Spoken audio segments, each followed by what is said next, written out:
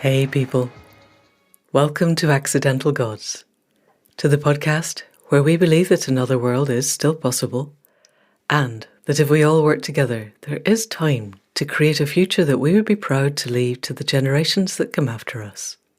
I'm Amanda Scott, and I'm your host in this journey into possibility.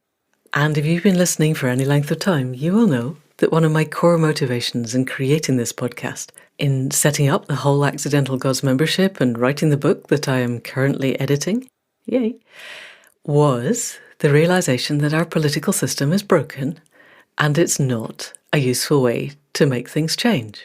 I used to be a political activist, and I did think I had given all that up. But after today's conversation, I am definitely rethinking that. Because today I talked with two of the people who set up the South Devon Primary, which is a group committed to changing the entire political landscape in the UK, the way that politics is done. You will hear the details in the podcast, but it is fair to say, for those of you who live outside the UK, this is focused on the need for change in the Westminster Parliament and how we might do it. That said, I think the issues that we face of capture and hegemony by a financial and political elite are worldwide.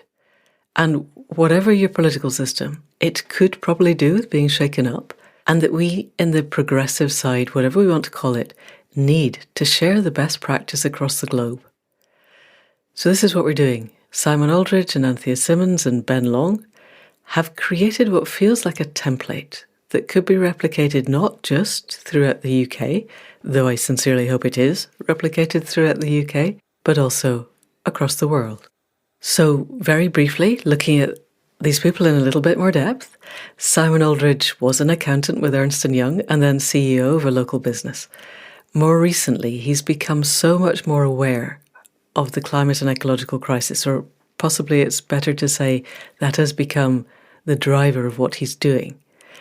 And this has led him to engage previously with a group endeavouring to put forward a climate and ecology bill to the UK Parliament.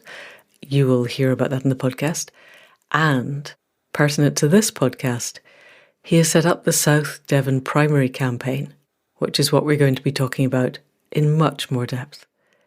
Anthea Simmons is editor-in-chief of the progressive online paper West Country Voices. She's a speaker for Devon for Europe campaign and author of a number of books, including one for young climate activists. Before that, intriguingly, I'm going to do a study now on how people in high finance have changed. Rather like Simon, she worked in financial asset management, in this case for KPMG.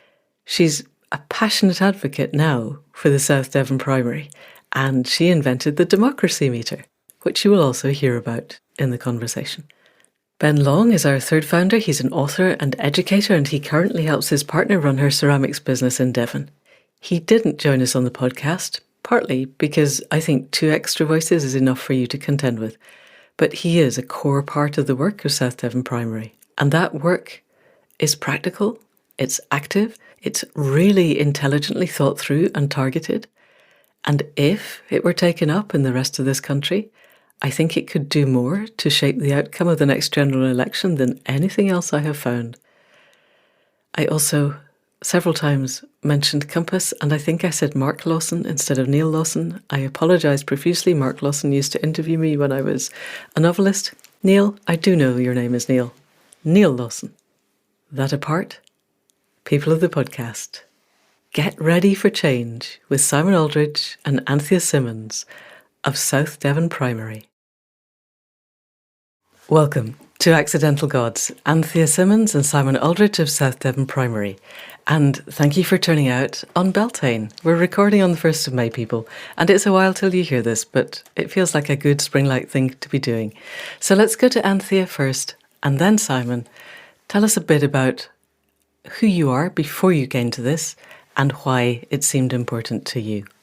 Okay, I'm ex-city and got completely disillusioned with the city and ended up in a more sort of campaigning mode and joined a pro-EU campaign and campaigned for a second referendum. And I suppose this engaged me politically, and I began to see how many people had become what I call truggers, people who've given up and thought there's no point in voting.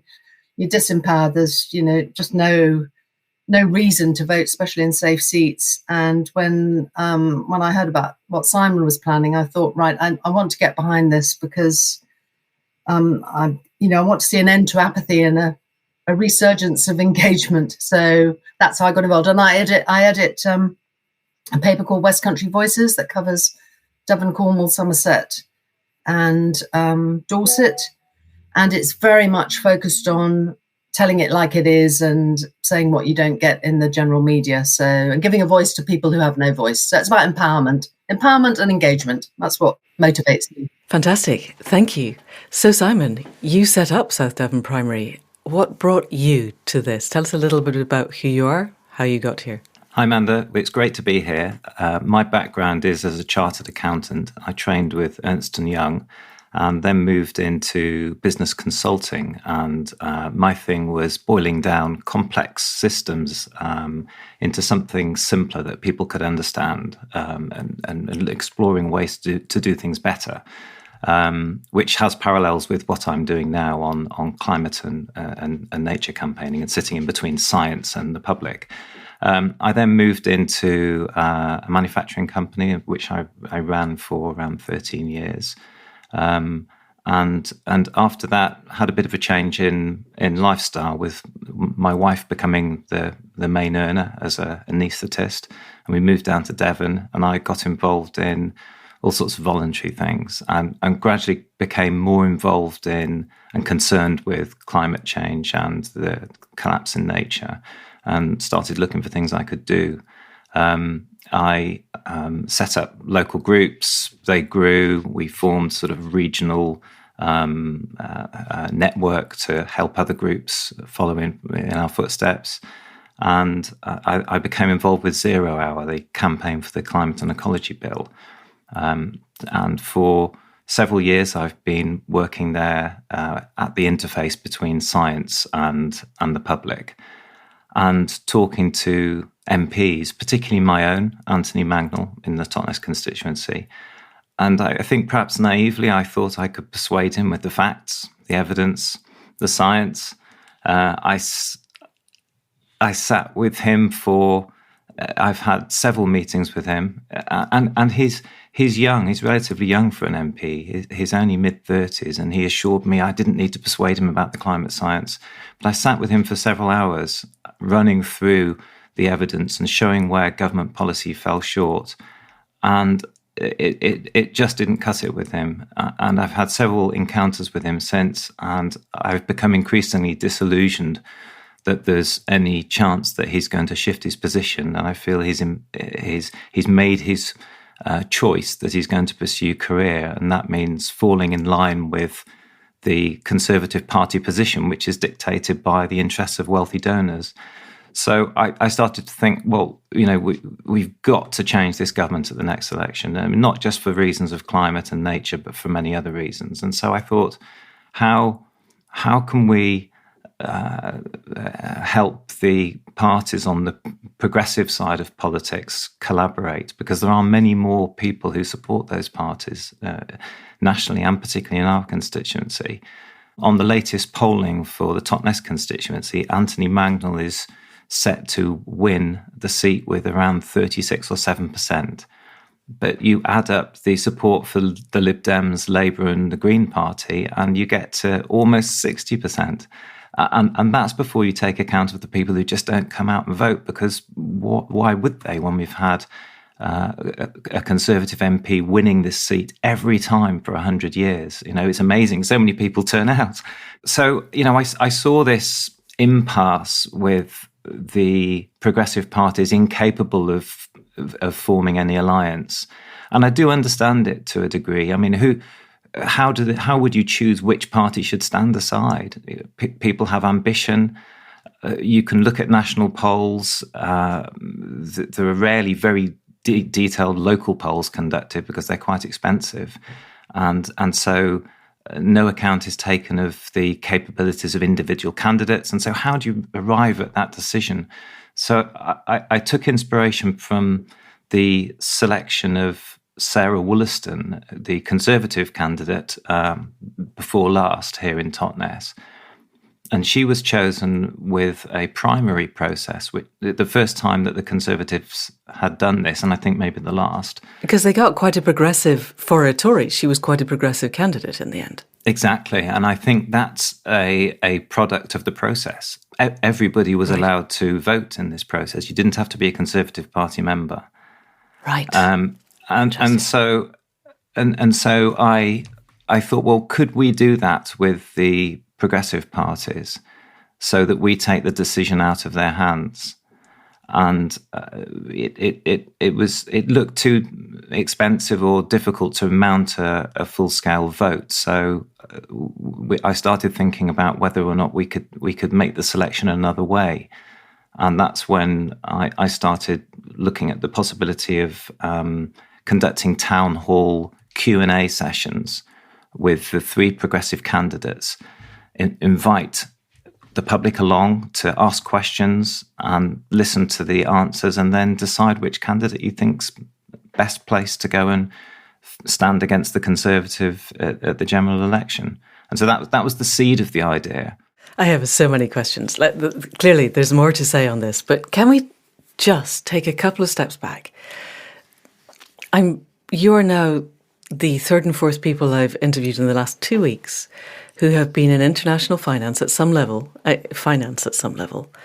mostly KPMG, but who you are, Ernst & Young, and Anthea, I'm not sure where you are, but big finance. Asset management, yeah. So I don't know how to phrase this. It isn't going to sound really down on financial people, but my concept of financial people is, the giant vampire squid wrapped around the face of humanity that is doing pretty much most of the damage. If it weren't there, or if everybody felt like you felt, the world could be different tomorrow. If they refocused, then the world would change. And so I am really curious to know whether you feel that you are the outliers who got out because it was a toxic system, or whether there is room within finance to begin to get a momentum for change. Is it the case that most people get it, but they're in a system that doesn't? Or is it not that? Does that make sense as a question? Let's go to Anthea first, because Simon's just been speaking. Anthea, what do you feel? Well, I think that's a very interesting question. I suppose the depressing bit of news is that I would say that I've lost contact with almost all my city friends because of the direction I've taken. Because I think part of it is that they feel it's a criticism of them, it's a judgment on them. Which is fair, to be honest. So that's difficult. I mean, I think, it's that old phrase, isn't it? Follow the money. I mean, it influences people's behaviour because there are lifestyle choices and school fees and all sorts of things that make people stay where they are. So that's a very cynical view at a personal level. I think there are lots of people who would like to make a difference. I mean, look at somebody like Gina Miller, for example, who came out of, again, a sort of very campaigning angle to the whole city issue. And I think a lot of people just don't want to know. Okay. I mean, they don't want to know about the money laundering and the corruption and the donor loyalties and the Conservative Party ties and the old school network and all of that. They really don't want to know about it. On the plus side, I would say that when I worked in the city, I felt it was one of the most meritocratic places for women to operate in some ways. Right. How did that pan out? Because it feels like it's just a testosterone-soaked horror. Well, I think it's gone backwards. I think there's been a backlash because too many women got too far. Oh, great. Can't have that. Which is great, isn't it? And I'm afraid also a lot of us had the attitude that if we'd climbed up a ladder, we were going to burn it to make sure, get your own ladder kind of thing going on. Right. So, but we're going off a bit off topic there, obviously. Yeah, well, we are a bit, but it's still interesting to get the baseline. And Simon, you're nodding agreement to all of that. And I also want to say, as a former anaesthetist, although I was a veterinary anaesthetist, I'm really impressed that I always thought it's the one bit inside modern technocratic medicine where you're moving into the dream with somebody or with a horse and moving back out again. And it feels like it's got a space for a different way of being. But anyway, that's a whole other conversation. In terms of finance, and did you also get that sense that everyone was burning the ladders after they'd come up and that they just didn't want to see what was happening? I'm a fair while out of that particular line of business, but I think the observation that I would add to what Anthea says, which I agree with, is that I draw a distinction between smaller, privately owned local businesses and large multinationals. I think large businesses which become so disconnected from local communities are part of the problem. It's very easy for the execs of those businesses just to ignore externalities because they're not living in the community. And I think that also applies to climate and nature. Smaller businesses tend to take a longer view. And so if I was to pull some levers of power, I would be altering the taxation system to encourage the splitting up of large businesses, give a big advantage to smaller, more dynamic, more entrepreneurial businesses. That's where innovation comes from. And I think these people tend to take a more ethical view. So in effect, what we're doing is Christian Felber's economy for the common good model, where we have stay within the current system, but we use regulatory taxation to change behaviour. Do you think that would work in the long run, just out of interest? I think we need more than the carrot or stick of taxation. I think we need hard limits imposed through regulation, and that's one of the reasons I campaign for the Climate and Ecology Bill. We need to understand that we're working to a limited carbon budget, and we have to stay within it. Should not be optional. It's about survival of our civilization. Not just survival of our civilization, I would suggest survival of our species and a lot of other species. If we really hit 5 or 10 degrees C of warming, then we're looking at 97% die-off at the optimistic figures, and it won't be the large mammalian bipeds that are surviving in the remaining 3%. Okay, so let's then move back into politics. And both of you have alluded to the fact that we have an existing system which is designed to keep the current power brokers in power, basically. And yet, you believe, and I'm terribly encouraged that you do because I had given up on this, that the current system can be changed from within. We could use the tools of the current system to modify the current system. Simon, let's go back to your original idea with South Devon Primary. It came from the election of Sarah Wollaston. For those of you not in the UK, she was a Tory MP, but she had been a general practitioner, a medical general practitioner, and unlike some of the other medics who end up in Parliament, she seemed relatively humane. And I think it's worth saying that South Devon, has always seemed to me one of the most progressive areas in the UK. Totnes is in your constituency, and Totnes is where the transition town movement started. You've got Dartington, which is where Schumacher College is. You've got huge numbers of people who really get it. How do you end up with Tories elected for the last 100 years? Well, the constituency also includes Brixham, part of Paignton, Dartmouth, Kingsbridge, and so it's very mixed and includes rural areas, lots of farming. So it's a real cross-section of society, and it's being renamed actually from Totnes to South Devon, which I think will help with the false impressions that people tend to build from the Totnes name. The constituency is being renamed at the boundary changes? Yes. Okay. And do you think in this constituency, have they gerrymandered the boundaries such that you have more people more likely to vote Tory, Anthea? I don't think it's a cut and dried case in this particular one. I think in some, I think it's a bit swings and roundabouts actually on the boundary changes across the country as a whole. But I think in South Hams, in South Devon, I think it's marginal.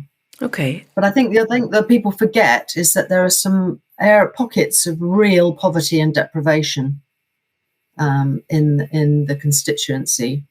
And they are forgotten and overlooked. And people focus on Totnes because of the name. Right. Yes. Do you include Plymouth? Is Plymouth part of it? No, it's because also huge poverty in Plymouth.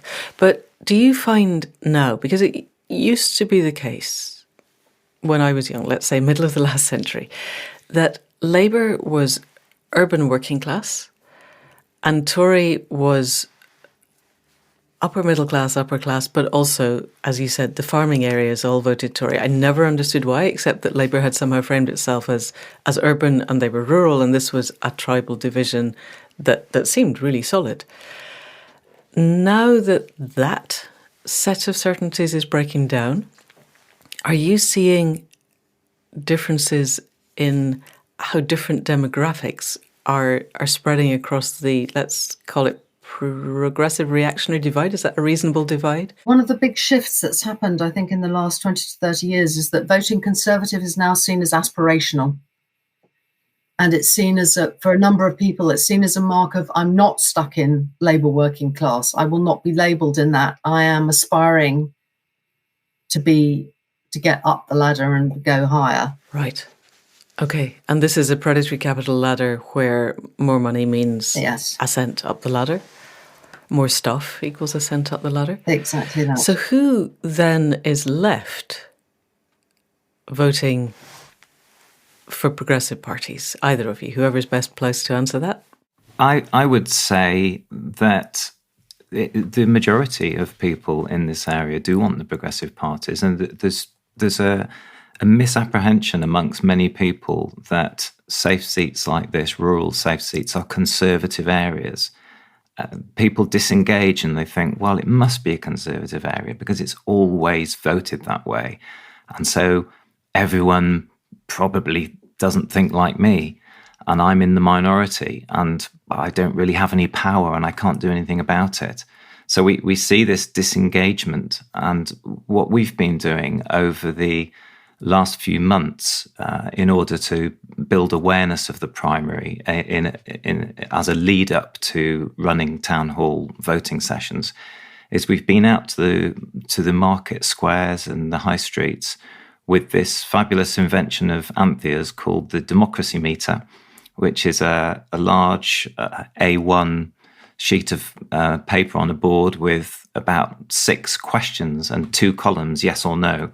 So we have questions like, do you trust the Conservatives with the NHS? Do you think the Conservatives will act effectively on the climate and nature crisis, etc.? And you give people coloured stickers and they stick them onto the yes or no, or question mark in the middle. And it's amazing the results we get. It draws people in because it's colourful and interesting and different and quirky. And the results, the answers to the questions follow such a clear pattern. There's an incredibly strong message there that the vast majority of people are extremely unhappy with the government, extremely unhappy with the direction they're taking, and they don't trust them. We see almost unanimous results. Now, some people say, well, it's self-selecting because people only stop if they support us. But I can say from doing this that people don't know what the questions are when they walk towards us. They see that something's going on. They come over to have a look. They have to start reading the questions. And I don't think we've had a single person who's then walked off and said, well, I don't want to answer them. And you must get some Tory supporters who want to say, yes, the Tories are doing amazingly. They're not really pouring raw sewage into the rivers, honest guys. Anthea, how did you choose the questions if you designed the democracy meter? Well, we tried to gear them to the issues that we sense that people want to express their opinions on, and what's very clear is that the level of anger and frustration is high, and it's high amongst voters who traditionally voted Tory, Conservative. So it's not just confined to progressive voters or supporters. But I think the more important thing in a way is not so much the answers to the questions, but the fact that people are appreciating and grateful for the opportunity to express that view because they feel it's not reflected in the media, that they've been ignored, that they're not, this goes back to this old theme about being ignored and disenfranchised and disaffected. And so they want to say, and they stick their stickers on with real vehemence because they've got a lot of pent-up anger and frustration. So in that respect, it serves another purpose. I mean, it's almost like therapy. Right. So I love the idea that this is beginning to engage people, that it feels like therapy, that are actually feeling heard when a lot of our political process seems to be designed to make sure that the MPs are not in any way in contact with their constituents. There was a French philosopher, and I can't remember who it is, a long, long time ago, who said 2 parliamentarians, one of whom is a socialist, will have more in common than 2 socialists, one of whom is a parliamentarian. So this is not a new feature, but it does seem to be accelerated. And the fact that you've got a guy now who's decided that his political career is more served by sticking his fingers in his ears and shouting "bah" than actually engaging with people is a really good testament of why we're in the state that we're in. So you're setting up primaries, presumably, in order that the candidates get to speak to and listen to the people who come. Inevitably, the people who come are going to be a self-selecting group again, but then I'm guessing the people who vote are already a self-selecting group. So, Simon, how are you getting the word out on this, and what has been the response so far? Well, the key thing that we need to do is that we need to spread this by word of mouth, through physical contact. It's not about social media or the more digital ways of communicating, although we, of course, have a presence there. The power of this is to take politics back to a more town hall, public way of carrying on a conversation. So we are, as I mentioned, going to market squares with our democracy meter. But beyond that, we're looking for people who want to be involved. And this is catching people's interests and excitement because they can see the power of this new idea to create change. And whilst we wait for all the candidates to be selected and gear up to start running the town hall voting sessions, we are conducting a kind of roadshow around the constituency and with the democracy meter, and looking for people who are interested in learning more so that they can learn how to talk about the primary and communicate it to friends and family and colleagues. And so we're going to be running what we're calling ambassador workshops starting from next month. We've got 2 scheduled, and we're starting to build attendee lists. And these are just going to be informal, fun sessions. We have a friend of mine who's a drama teacher who's going to come along and help just, break the ice. And these things shouldn't be heavy and too serious. It should be about connecting and building enthusiasm. And then those people can go away and they can just talk to the primary. They learn about the best way to describe it and how to answer questions. And so we're aiming to set up a kind of cellular network of expanding groups around the constituency, and a little bit inspired by the Teals in Australia and the way they created an upset overturning the Conservative government. Tell us a little bit more about those. For people who aren't familiar with what that was. So they were a group of women in Australia who were very concerned about climate change and the fact that their right-wing government there was not listening to the science or taking action. And so they set about trying to overturn safe seats. So there's parallels with what we're doing. And they did it very much by word of mouth, by having people round for drinks to their house and talking about it and sparking an expanding movement of people, and they did it, and it created a huge upset. Yes, I'll find a link to the conversation, the Teal conversation on the Compass podcast, and put that in the show notes, because it was incredibly inspiring, and it felt like a kitchen table movement. We're just going to even just have a bunch of people around for coffee, 11 o'clock in the morning, and we're just going to talk about why it is that we're so disenfranchised from the political system. So you're going to be educating your ambassadors, who can then go out and hopefully talk to their friends and family. It seems to me that if I were a hardcore Tory, I would be quite afraid of this, even though the Tories held an open primary in South Devon in the first place. It was kind of, they kicked that ball into action to begin with. What has the response been to that? So, first of all, I'd say that I think quite a few Conservatives are interested in what we're doing because they feel they've been left behind by a government that's lurched to the right and has moved incredibly far from the kind of ground that these people used to feel affiliated with. I think a lot of the traditional Conservatives around here would respect people like Michael Heseltine and Ken Clarke and Dominic Grieve, and those people have all gone. And I think the Westminster Party, it might still be called Conservative, but it's very different. I mean, of course, there are many Conservatives who will just vote instinctively, perhaps without thinking about it too much. They feel tribally affiliated. But I think a lot of people, well, in fact, a lot of people we speak to have approached us and said, look, I've voted Conservative all my life and I'm really interested in this. Can I be involved? So we're speaking to everybody. And of course, there'll be some people who won't like what we're doing. And in fact, our MP, Anthony Mangnall, said it was anti-democratic when asked for a quote by the local newspaper. But our answer to that is it enhances democracy. It's engaging far more people with democracy. And it will, for the first time, give people the chance of change. It gives them the possibility that if they go out and vote, they might see a different MP rather than have their vote just fall into a black hole. Brilliant. Yes, I love the idea that they're calling it anti-democratic. What they mean is it might mean he doesn't get elected, which is just fine. So, Anthea, I saw that you had your hand up. Did you have something to say on that? I think that's one thing. That's one way we can energise people is to say, why not, just for once, break the habit of not bothering to vote and actually get out there and stir things up, make trouble, give them a hard time.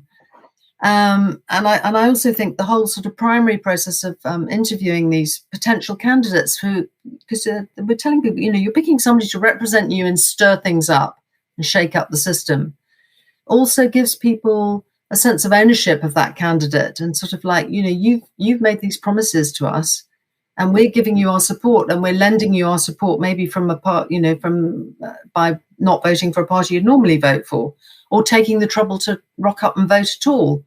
And I think that kind of direct connection and that kind of, I don't mean you owe us, but there's some kind of moral obligation then on that candidate, I think is all good, is all empowering for the electorate. It is. Providing the system in Westminster gives individual MPs any power at all. And it seems to me, I think what you're doing is amazing, but you have an existing Tory MP who started off saying to Simon that he was going to listen to him about climate change and then has decided that his career is better served by not doing. And as a disaffected former member of the Labour Party, I was a Corbynista and left the day that Starmer was elected. I don't know, I used to be a Lib Dem, but it seems to me that Lib Dems are what the Tories used to be, and actually Labour is trying to take over that ground as well. Everyone is becoming essentially a Cameronian, except for the Greens. You could bring out a lot of new people who could be voting for somebody that they really believe in, and that person gets to Westminster, and they're one of, whatever it is, 650 MPs. Is it 600 in the new thing? And unless they're actually in the executive, they have almost no power, or the chair of a select committee. And even if they have that, it's very diluted. And Keir Starmer's already said he's not going to support PR, which would be a way of getting people in that could make change. We spoke on the podcast about 6 months ago to Mark Lawson of Compass, who obviously I'm sure is really interested in what you're doing here. Have you ideas yet of how to empower your MP once they're in place? Or are you assuming, and it's not a bad assumption, that having had a primary gives them much more moral authority and therefore more power once they get there? So as Anthea mentioned, at the town halls, the candidates are going to be answering questions and to be successful, they're going to have to reach out beyond their narrow tribal boundaries and they'll be making commitments to people. And unlike the norm at the moment of politicians speaking to different groups of people on social media and saying different things, and we don't know what they're saying, or going and knocking on doors and making commitments. These commitments will be made in public in front of lots of people, and we'll be recording the events and putting clips online. We also intend to capture those promises and put them on our website and use them to help hold politicians to account. So that's one way that we are going to try and enhance democracy. But I would also, as I often do, link this back to the Climate and Ecology Bill, because that's one of my motivations for setting this up. And I would be surprised if we didn't see every candidate commit to supporting the bill in this constituency. And if the Climate and Ecology Bill, just to give you a quick heads up on that, would create a legally binding commitment to make our fair share of emissions reductions consistent with 1.5 degrees, which would be transformative, as well as a commitment to restore nature.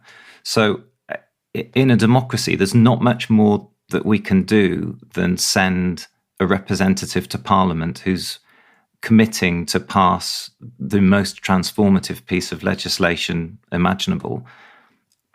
I think beyond that, we may need more protests to hold them to account, but that feels like the biggest thing we can do, because if that's passed, it's really going to change everything. And I'd love to talk to you more about that, but I think that's another discussion. Well, we can discuss it here. I've already put into the show notes the link to Zero Hour website so that people can go and find there. Let's talk a little bit about that in a minute. But Anthea, I can see you want to come in. So yes, please. I think also that we mustn't fall prey to a counsel of despair, which is that it's not going to get any better. They're all the same. I mean, this is something that I really, really worry about. And it's something that we hear on the street. I mean, we were just canvassing recently in quite a deprived area at Council House Estate, and the level of disaffection was very, very high. People thought, well, we're forgotten, we're on the bottom of the heap, nobody really cares about us, doesn't matter what you do, nobody's going to do anything that benefits us or looks after us at all.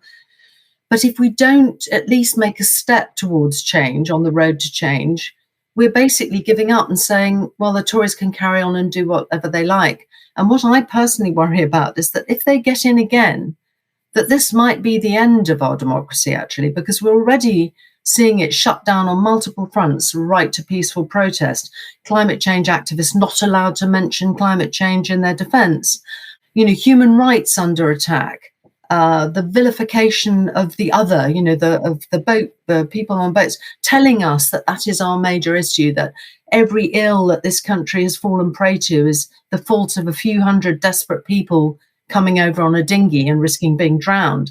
These are things which are not going to get any better. And I think we can't just say, oh, well, there's no point because they're all the same. We have to start telling the politicians that we've had enough of that kind of politics. And on the PR front, we have to keep pushing Labour, because the parliamentary parties want it, 2/3 of the unions want it, people want it. I mean, we don't give a stuff if the Tories split or Labour split. So be it. People can vote for who they really believe in, and their vote can actually matter. But we've got to take a step on that road, and this is a step on that road.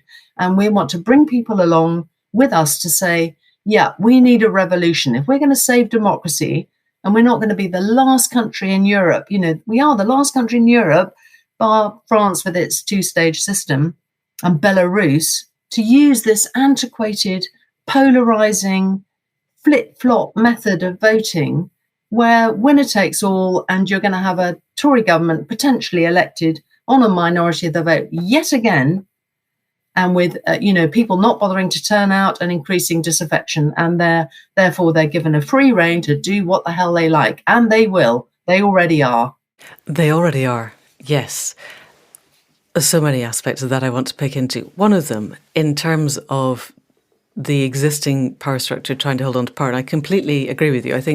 I thought the last election was our last chance to save democracy. Definitely the next one is. And I have to say I'm all for forking the government. If your way works, I'm up for it.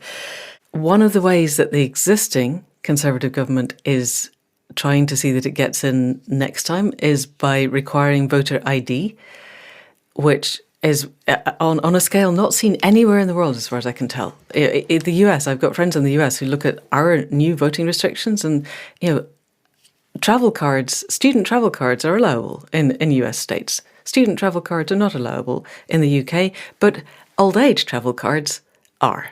Guess which demographic votes Tory? Are you guys going to include education about the need for ID and help to get the correct ID in what you're doing, Anthea?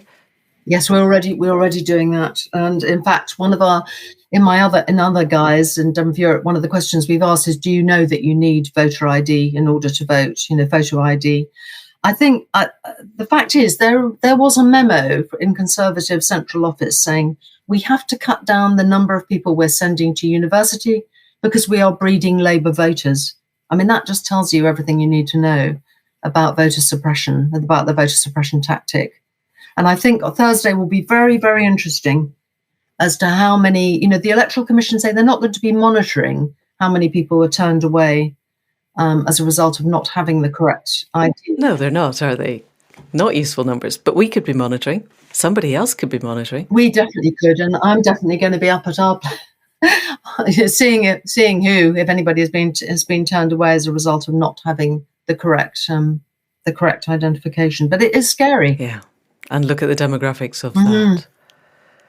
Although I did see a piece of Tory campaign literature for the council elections, which was telling people in print that they didn't need ID, which isn't clever if they're telling their own voters that. The whole thing is really quite nightmarish. But let's leave that for a little bit. So, Simon, let's come back to the potential candidates. As I understand it, at the time of recording, they haven't all been chosen. Do you think this is a Labour Party strategy? Do they know this? I'm guessing that this is not something. Keir Starmer's concept of the Labour Party seems pretty anti-democratic to me. Do you think they'll just wait and not get a candidate until they absolutely have to? Or do you think that I'm just being unnecessarily paranoid? There is a pecking order for selecting candidates from what I've been told by the local Labour chair based on likelihood of the seat being won.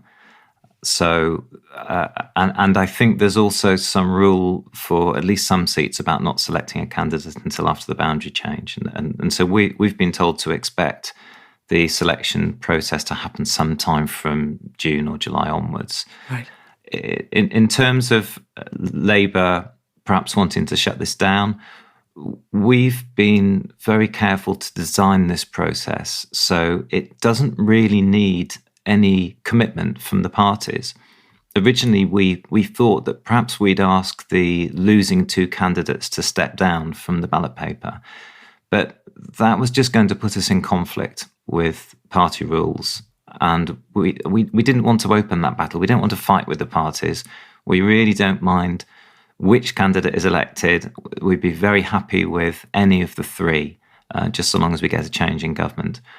And so what we're asking for simply is for the candidates to come to the town hall meetings and answer questions so that people can get a measure of them and so that they can hear from people what their concerns are and perhaps be a bit more closely connected to their communities and start to think about serving them rather than slavishly following party rules.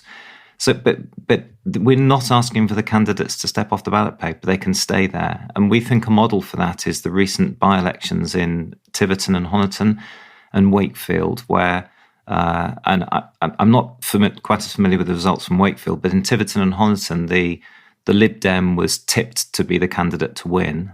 The Labour candidate stayed on the ballot paper, but everyone knew that the game was to get behind the Lib Dem candidate, and they saw an enormous swing there. So we think that's fine. There will always be people who really passionately want to vote for their person, and they'll say that we're taking away their democratic rights if we ask for candidates to step down. So we think we're sidestepping all of that, and we think it's fine if a small number of votes go towards the losing candidates, whoever they may be, so long as the vast majority of people gather behind the people's champion, as we're calling the proposed winner of the town halls process. And Are you finding this idea being taken up in some of the other seats that Compass calls the catastrophe seats or the tragedy seats, where exactly as with you, there's a huge majority for the not Tories, but it splits? I'm thinking of Stroud, Reading, Bristol, places where the Tories snuck through the middle. And partly this was because some of the websites that were promoting tactical voting were saying opposing things. And I think if I were a Tory, I would be getting people into the administration of those websites exactly to make sure that that happened. So a number of questions. Are you talking to other seats, and are you talking to the people who run the tactical voting websites to make sure that they support your people's champion?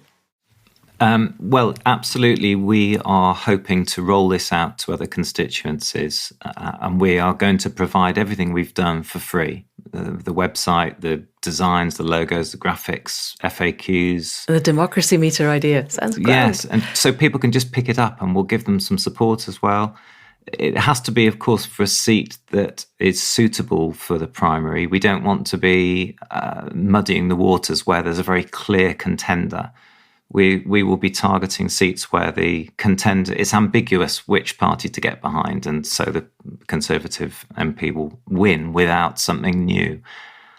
We've only just started this process, and we already have interest from a number of seats. We have an Oxford professor over in Wantage, I think it is, who is interested in running a primary.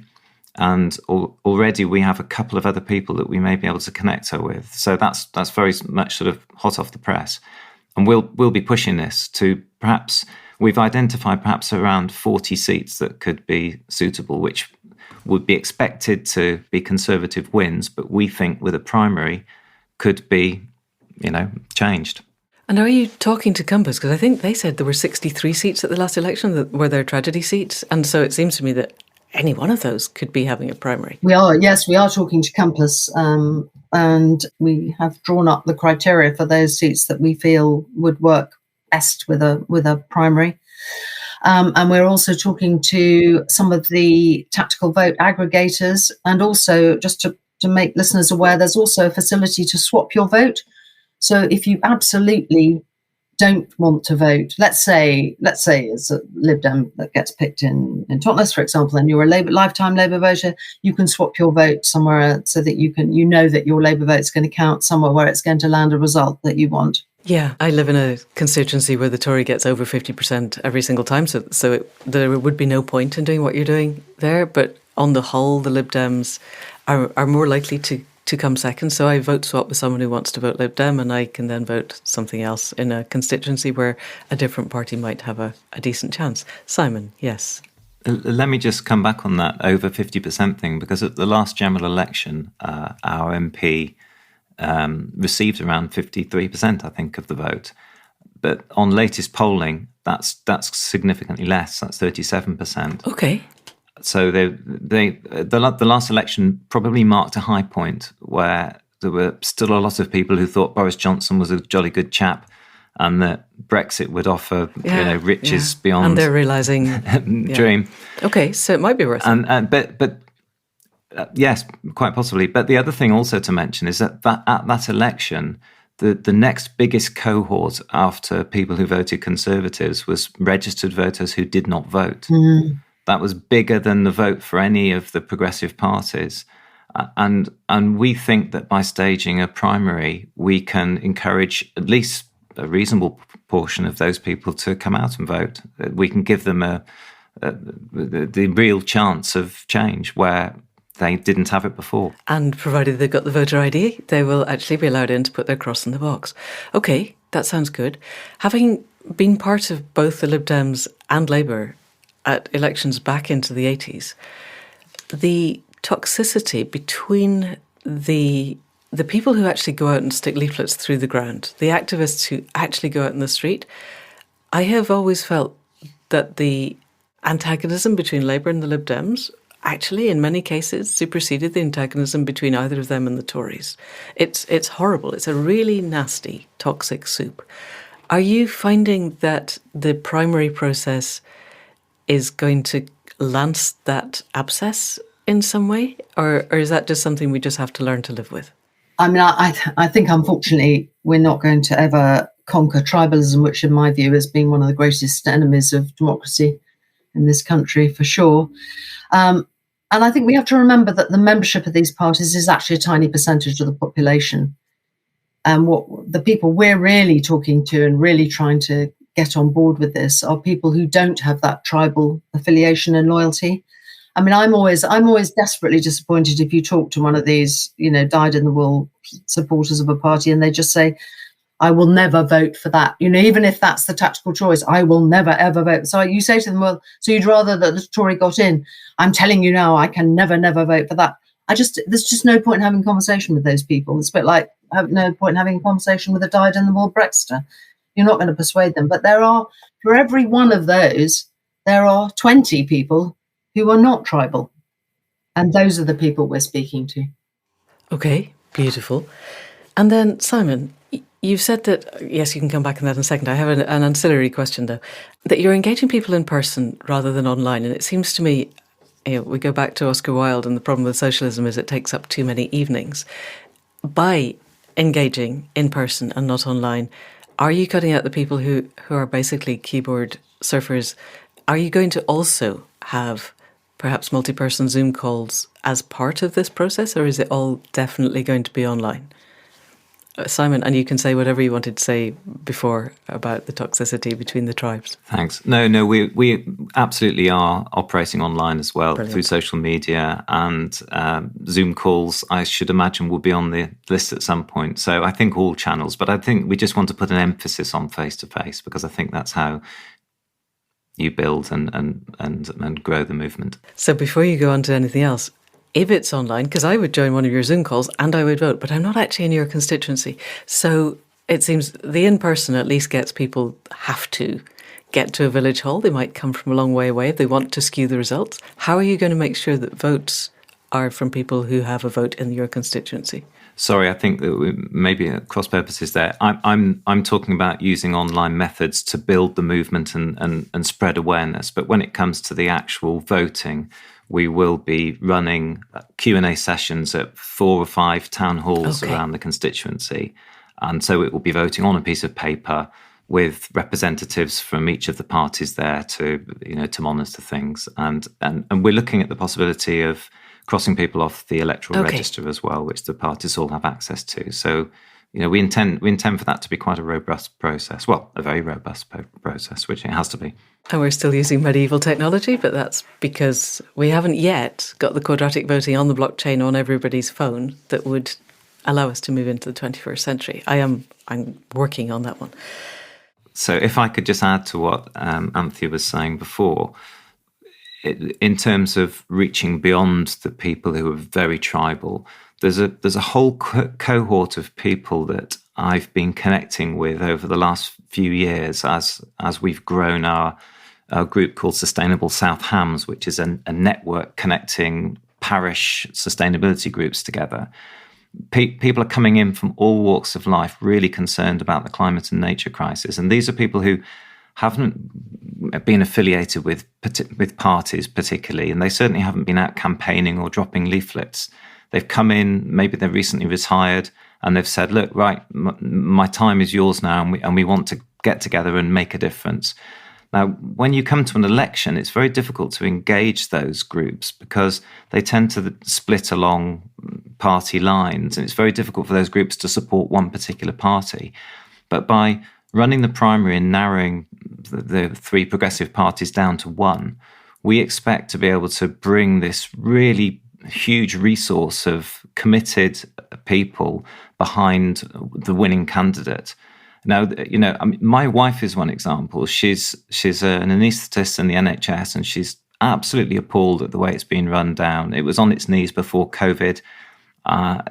We went into it in an absolute sorry state. She's seeing her candidates, her colleagues leave, and people under desperate pressure.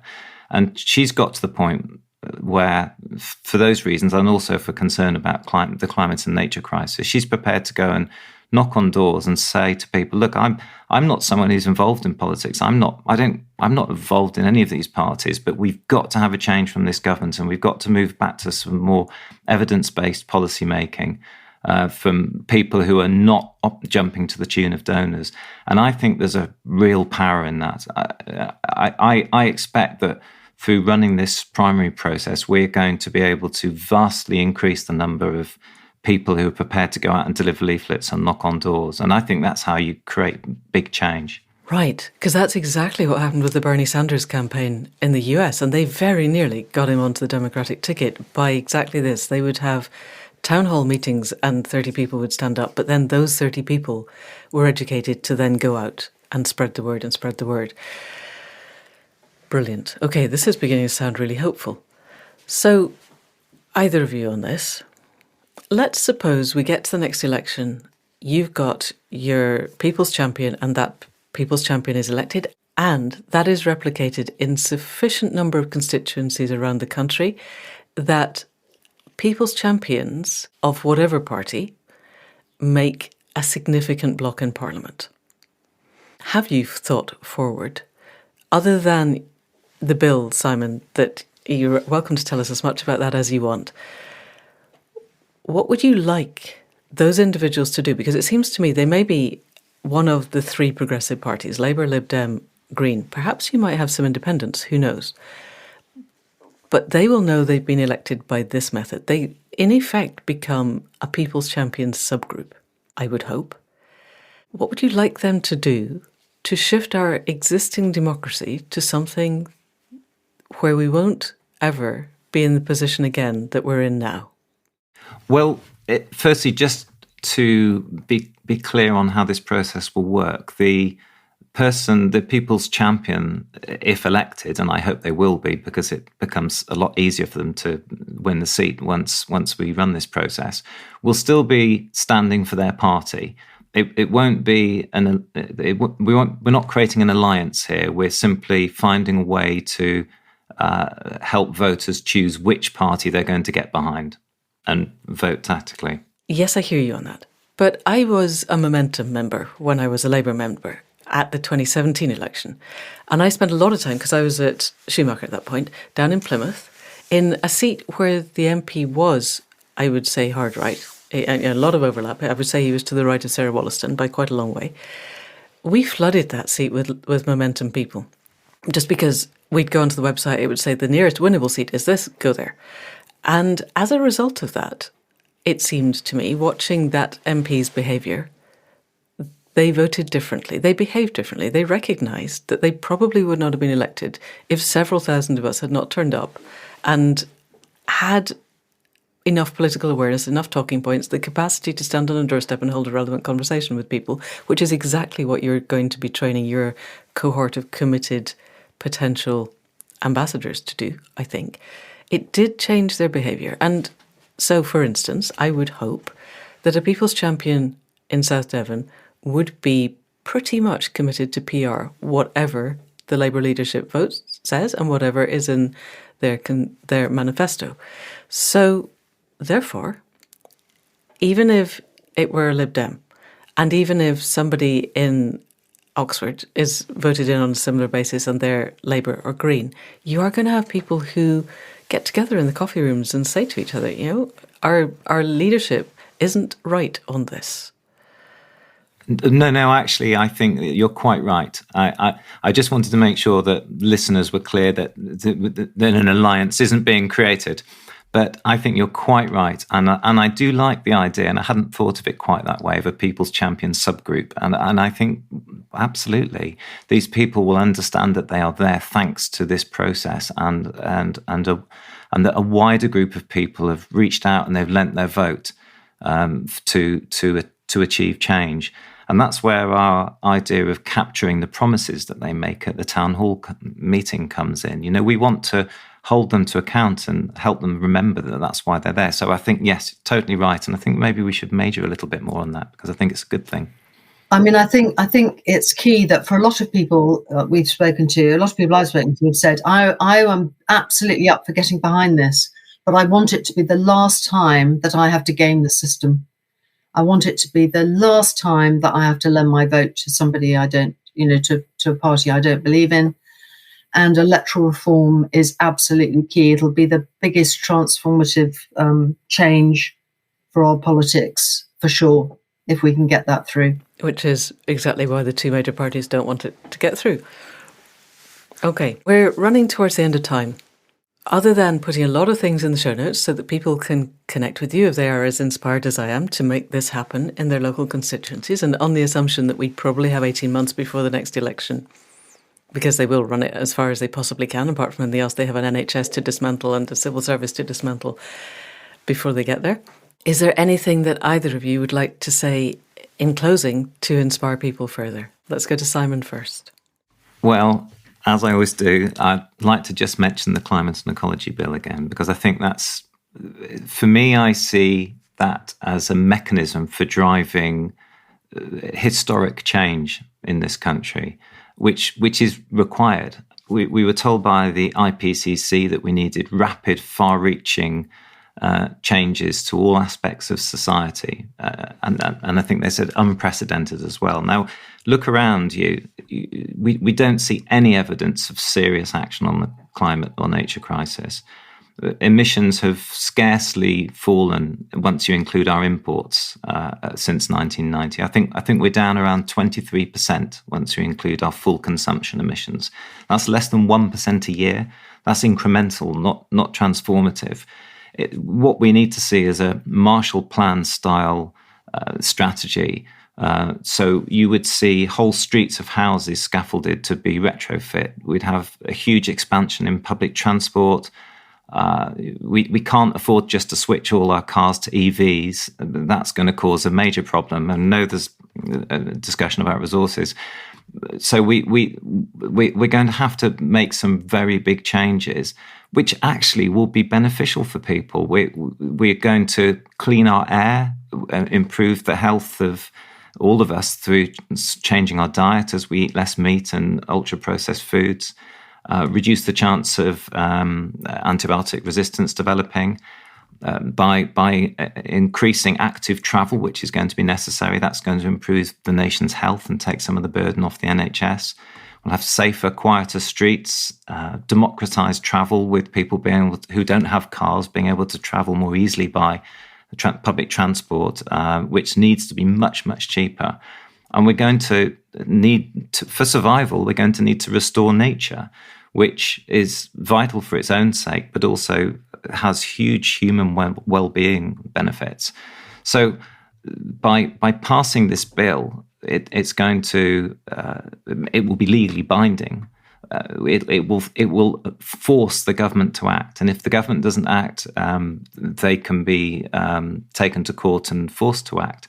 Now, the beauty of the bill is it doesn't specify policies in detail. It's a binding overall framework that would link action to the science, like a sort of mission statement. And we're completely lacking any joined-up mission statement for climate and nature at the moment. And if you think about it, no great things have been achieved without a mission statement. Think about the moon landings or companies that have achieved, huge growth. They didn't do it just without a strategy. And at the moment, we don't have a proper strategy. We don't have that big, overarching ambition set out.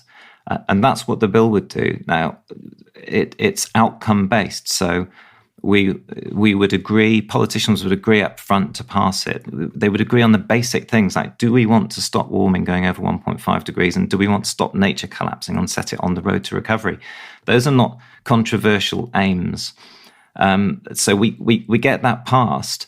And then once it's passed, that's when it's for government to work out a strategy. But crucially, it will be informed by a citizens' assembly of people selected at random to hear from the experts and guide that strategy, because there are lots of different ways of doing this, and we need to have people engaged. They can't feel like it's being imposed from above on them. People need to be able to watch the process televised, see other people like them going into that process with the same doubts and concerns they have, and watch that all unfold. And we need to bring the population along. So I think it's a really exciting piece of legislation. And I was at the climate protest last month, end of last month.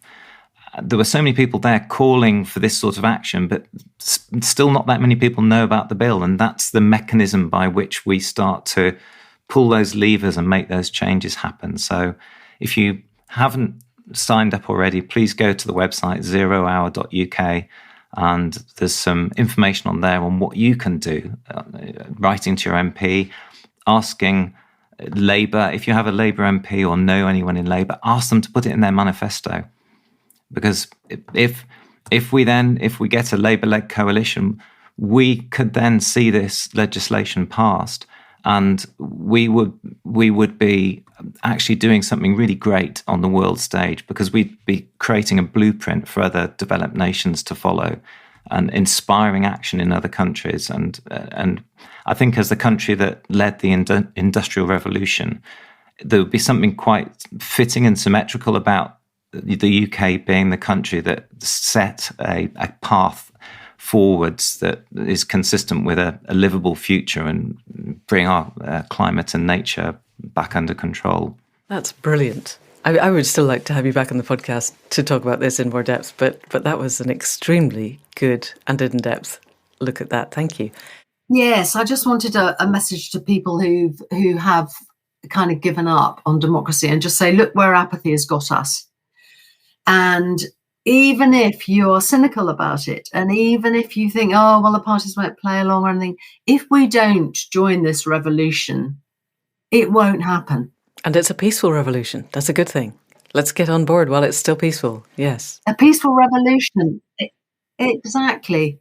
So I'd say if you're thinking of, I'm not going to bother, why not just bother just this once? Just bother. Lovely. Oh, goodness. Because if you care about social justice, human rights, democracy, or any of these things, and you don't want your life run by fossil fuel companies and media barons, and you want to stick it to the man, join the programme. Yeah, or people who put their friends in the House of Lords. You don't want them run by them either. So exactly. Yay. I probably should say that I've pulled back from 0 Hour because it's very much a cross-party campaign designed to reach out to Conservative MPs as well. And I've made the decision that I want to focus more on changing the government. So probably important that that's mentioned. I mean, I'm still strongly advocating for the Climate and Ecology Bill, but I don't want to jeopardise the campaign's ability to,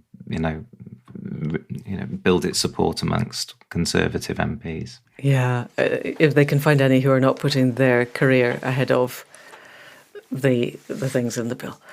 Yeah, we have locally a guy who's gone from, I sat in 2010 in one of the hustings where he said he didn't know if anthropogenic climate change was a thing, to he's now chair of the climate something or other committee, and he really gets it. But he still votes for dumping sewage in rivers and all the rest of it, because once you're a Tory MP, you are basically a sheep.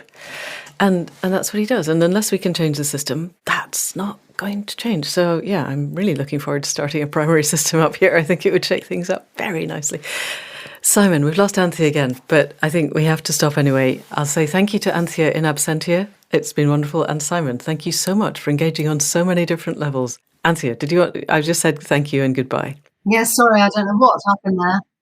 Thank you very much for having us, Manda. Thank you, Manda. It's been a pleasure. Thank you. And that's it for another week. Wasn't that inspiring? I found that inspiring. Please be inspired, because this is real. This is actually happening on the ground. And you could do this in a constituency near you starting tomorrow. All you need to do is get in touch with Simon or Anthea or some of the team, and they will give you the resources, help you to see what to do, and you can kickstart something that could potentially change the outcome of the next general election. And that could mean the difference between us getting through this crisis and not. So definitely, just bother, exactly as Anthea said, just bother, whatever you do with your world, however you live, this is something that you could make happen. So please do. And that apart, we will be back next week with another conversation. In the meantime, thank you to Cara C for wrestling with the sound production and for the magical music at the head and foot. Thanks to Faith Tilleray for the website and the conversations that keep us moving. Thanks to Anne Thomas for the transcripts. And as we always say, a huge thanks to you for listening and for sharing. Word of mouth is what makes the world move. So please, if you know of anybody else who could potentially be engaged at any level, then please do send them this link. And that's it for now. See you next week. Thank you and goodbye.